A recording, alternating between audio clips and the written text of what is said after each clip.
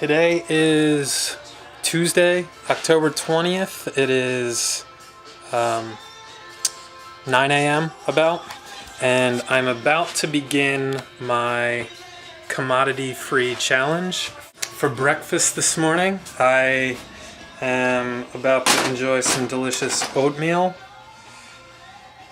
Looks good. So, questions. How am I feeling? Will this be easy? I feel pretty good about this. I'm looking forward to it. It shouldn't be too difficult. So let's take a look at my fridge and see what I'm going to be throwing away. And some soy ice cream, so that's going to get thrown away. This is the trash pile. There's some mole. I don't know what's in here, but it wasn't that good, so I'm not sad to see that. This I saw earlier has xanthan gum, so that's out. Tomatoes, onion, soybean oil, alright, that's out. Tamari, of course, has soybeans. So I'm not going to throw these things away. I'll put them in the office fridge. It is 10 p.m. I actually just got back home. So I'm feeling fine and hungry.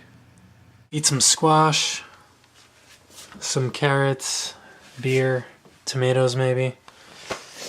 I'm looking at the corn allergen website right now.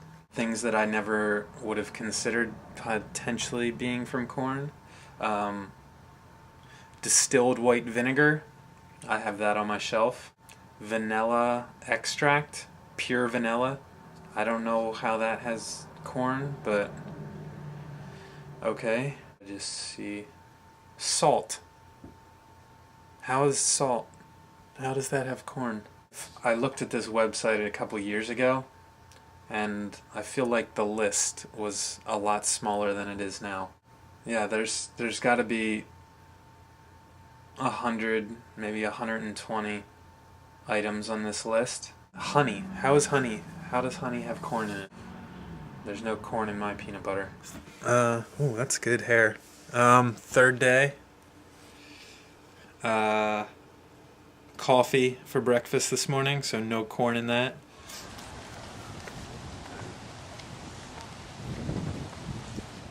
My beard looks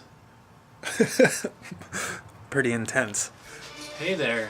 It is Tuesday the 3rd, and I am restarting my commodity challenge. I could have done better the first time, so I'm gonna kind of compare and contrast. The hardest thing previously was corn is just in everything. Frequently corn gets into hot sauce in the form of xanthan gum. And I've drank a lot of coffee today. I feel inspired to take this on. See you around 1 a.m. That's about 12:30. I'm feeling fine. Dinner tonight I had some summer squash with olive oil, salt and pepper, and baked in the oven. I just had to find out how vinegar was made. The acidic fermentation of distilled alcohol. I'm sure, with no doubt in my mind, that the 79-cent bottle of white vinegar that I have on my shelf is definitely distilled from corn.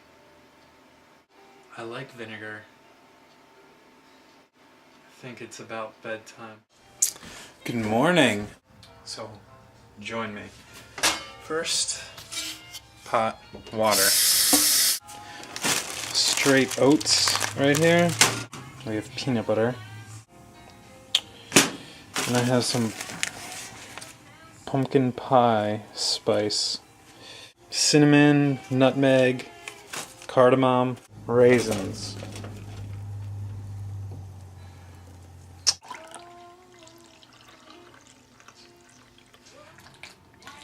It looks fine. Smells like peanut butter and cinnamon, so can't go wrong.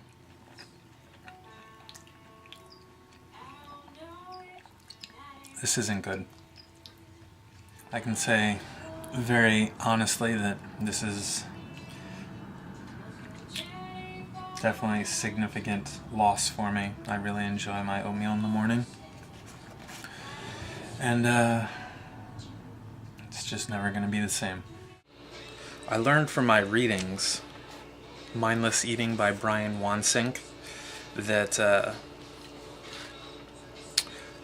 size of this container directly affected how much of that not good food I ate. And I wish I used a smaller bowl. I'm looking forward to my salad for lunch with avocados and lettuce and tomatoes and I'm going to use, oh shit. I was planning on using some hot sauce. My favorite kind of hot sauce. This right here, Chipotle. So usually a lot of hot sauces have xanthan gum, and I bought this one because it didn't. And then I recalled about my situation with vinegar, and hot sauce always has vinegar, but this one has apple cider vinegar, chipotle peppers, and salt, which means no corn, but this one does.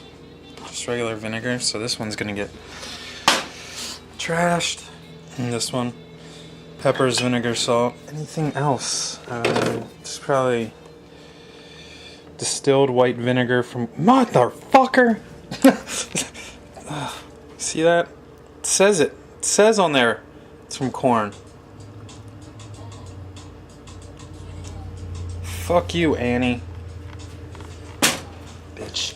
High fructose corn syrup in medicine. There's some balsamic.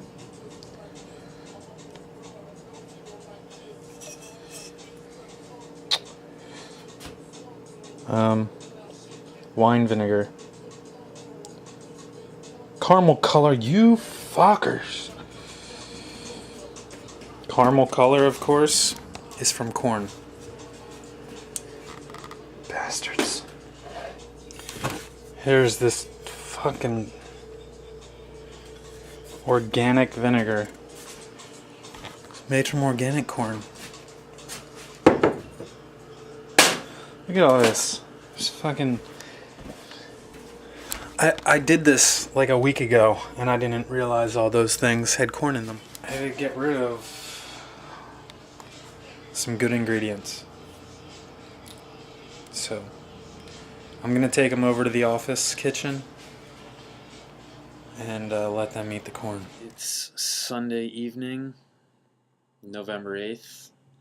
Just finishing up my video, and I want to just reflect back on the experience, the two different times that I attempted it. I wasn't as successful as I would have liked to have been. I know there was some foods that I ate, and only afterwards did I realize that there was any corn or soy in them. The hardest part by far is eating out. The prevalence of both those commodities in processed foods is so great that avoiding them is extremely difficult. I think that the prevalence of corn in our diet is something we should look at critically and not necessarily celebrate. Corn has its uses, and I think that we should take advantage of that, but not at the expense of our health nor the health of the environment.